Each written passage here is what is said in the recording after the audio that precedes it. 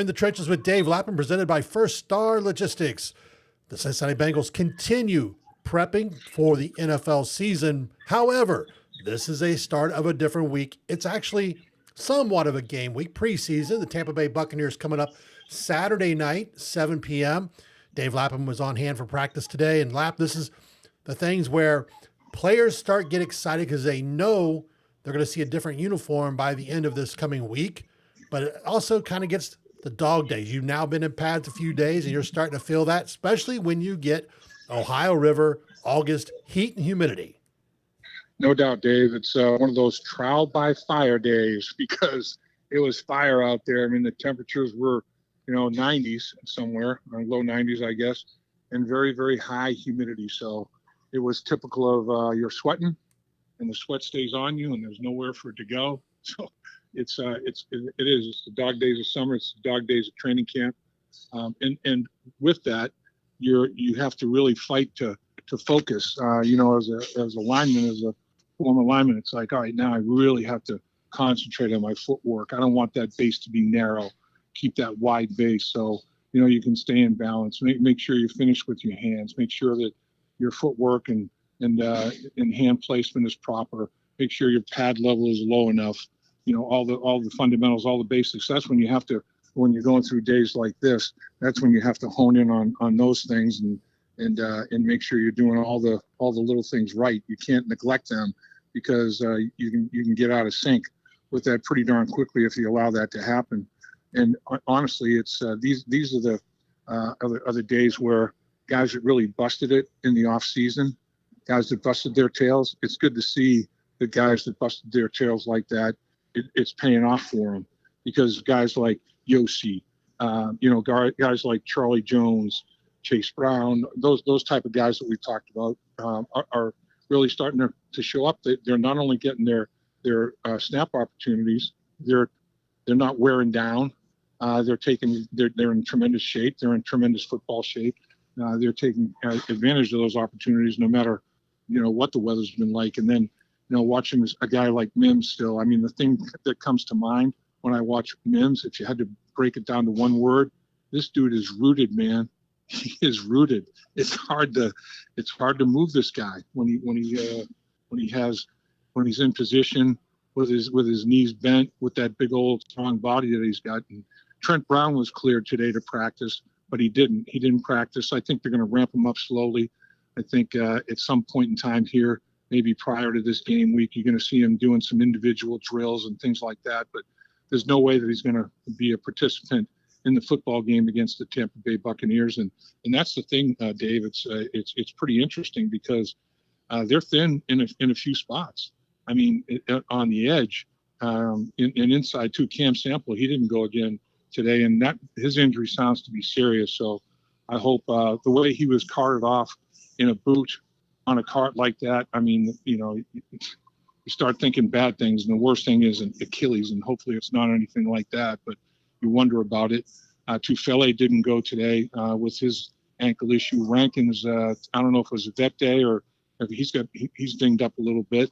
And then, of course, Trey Hendrickson, Sam Hubbard, those guys haven't been going. Gunter was going during the day and then had to take the end of practice off, get ice on that knee. So, I mean, there's a lot of guys nursing things up front in the defensive line. And I'm thinking, man, against the Tampa Bay Buccaneers on the edge, what are we going to have?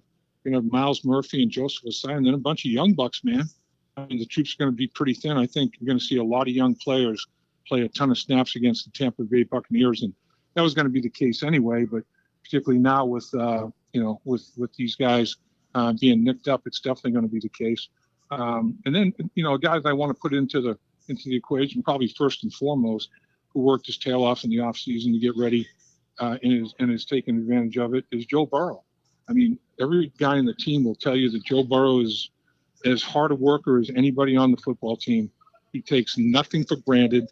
And he was effective once again today. They had, a couple of periods during the practice, Dave, where it was, everything was unscripted. It was move the ball, unscripted plays. And Joe hooked up once again with Charlie Jones. Charlie made a great contested catch over Lance Robinson. And It was excellent coverage by Robinson. He just didn't finish the play with his hands well enough. But Charlie made a big play for Joe that was part of a touchdown that they eventually accumulated on that drive. So it was good to see that. When the second group got in there with Browning, he started doing a lot of screens and he screened to his running back, screened to his tight end, all made a couple of plays. He screened to his wide receivers. So it was interesting to see the difference in the plays that were running. Their screen game and their quick game showed up pretty well today. Joe Burrow did get sacked on the second team period, but he was sharp when he did throw the football. He hit T a couple of times, and it's interesting when he gets out of pocket, when Browning gets out of pocket, how the back end is really doing a pretty good job of plastering. And I'm saying these wide receivers are taking advantage of reps and taking advantage of their opportunity, but I'm not about to tell you that they're going to supplant Jamar Chase or T. Higgins. I'm not going to tell you that. Those two are still extraordinary players, and anybody in the National Football League would love to have those guys on their roster. And T. Higgins has had a good camp, very strong camp. He made a couple of plays today. Obviously Jamar has not participated at all. So it's going to be interesting to see who plays, how much they play against the Tampa Bay Buccaneers as this game approaches. And then now you have to start thinking about, the personnel department has to start thinking about, all right, I got to get down to 69 with practice squad. There's the player. They're thinking about the 69-man roster and the 53-man roster. That's what the personnel people are thinking about. The players and coaches are thinking about the 53-man roster and the 48-man roster because that's game day. They're going to sit players are going to be deactivated on game day, but the 69 players include 16 practice squad players. So, yeah, that's there are 90 guys in camp, so it's competitive. I mean, there's going to be 21 guys go, and more than 21. You bring guys back off of the waiver wire for your practice squad. So now it becomes, every single snap even is under more of a microscope. And, particularly as you get ready to play in preseason games and then play in those preseason games, all of that tape goes around the National Football League. There's no, there's nothing to hide there. It's out there for everybody to see. And you want to perform well when you get that opportunity, when you get out there as a young player for those preseason games. Those snaps are the most important snaps of your football life. There's no doubt about it, Dave. Zach Taylor is going to be asked this question probably as many times as he gets interviewed over the next several days. Will Joe Burrow take snaps against the Tampa Bay Buccaneers, or will even take snaps in the preseason at all? Yeah, and when Joe's been asked that, at a presser, and he said that he wants to.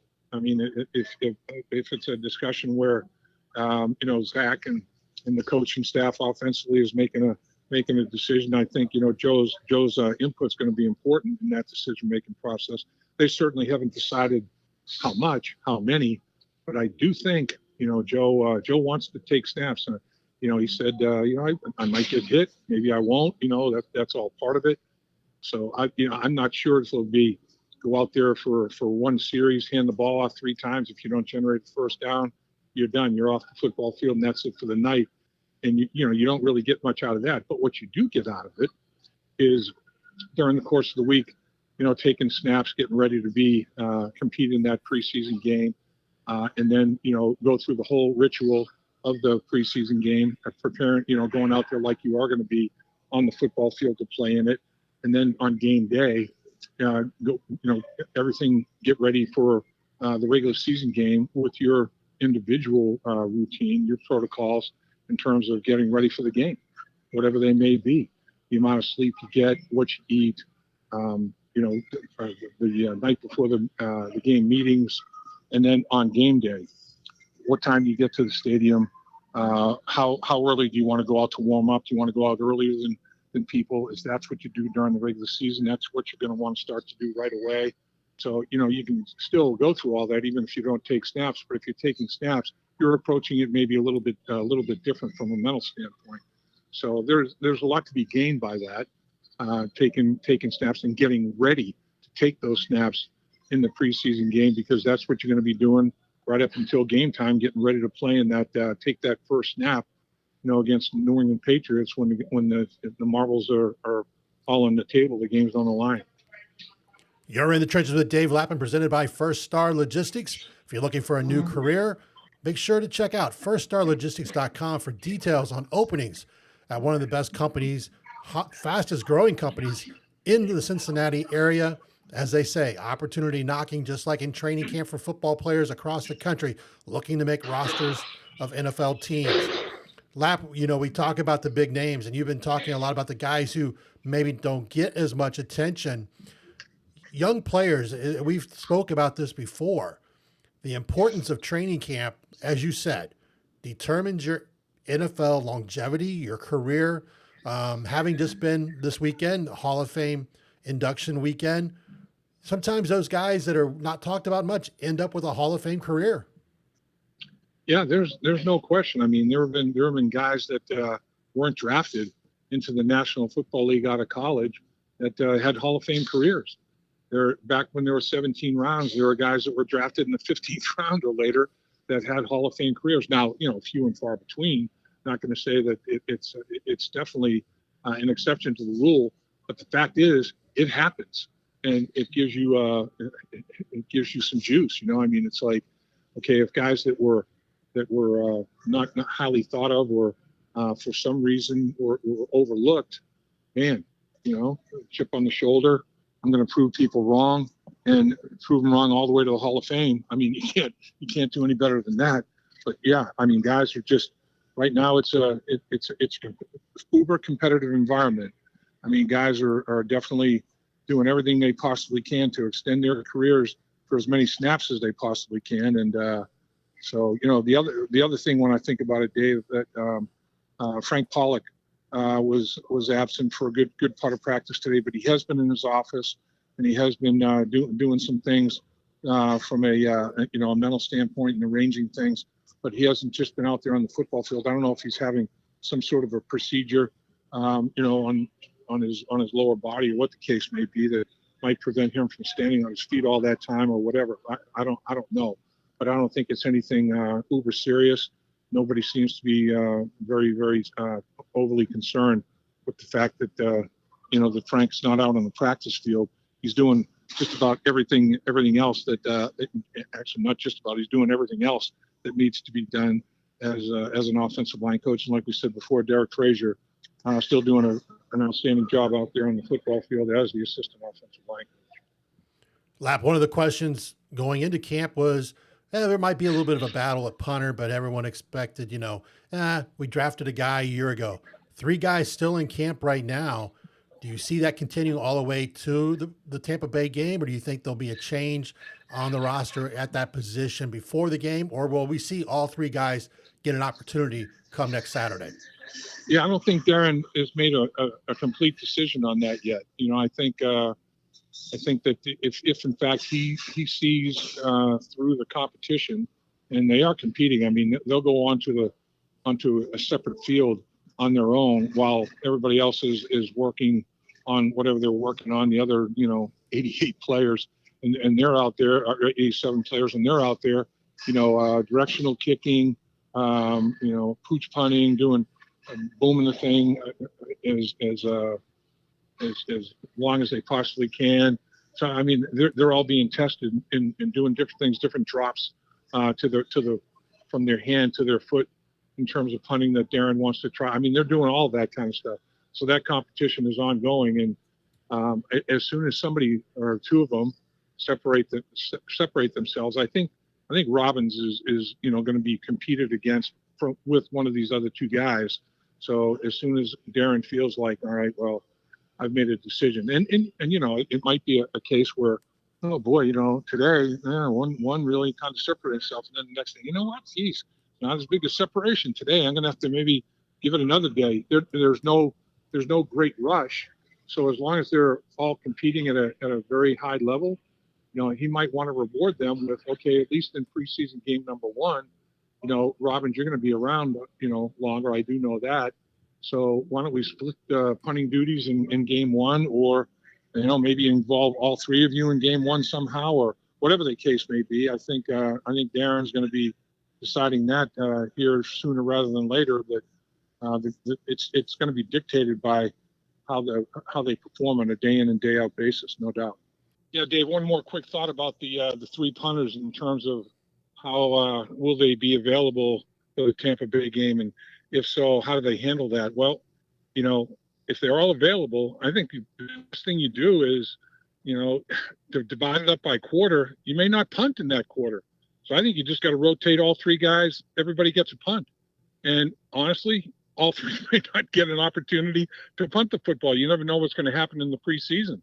You don't know how many punts you're going to get. You hope you don't get a whole ton of them, but if you get three, probably the best thing to do if you're still trying to make an evaluation on the three or the two that are going to be competing with Brad Robbins is let all three punters punt and see what happens. Live bullets, and everybody gets their turn, and so be it, and try to put your best foot forward. Be sure to stay within the trenches with Dave Lapham, presented by First Star Logistics, throughout the Bengals training camp and then into the season. Bring you reports, interviews. I know we have a big interview coming up that we'll be releasing later this week that you'll want to definitely see, one of the young wide receivers.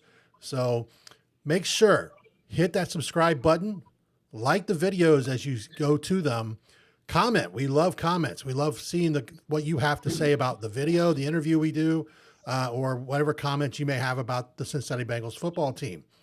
Until next time, this is Dave Burke for Dave Lapham. You have been In the Trenches, presented by First Star Logistics. Hooday. Hooday, Dave.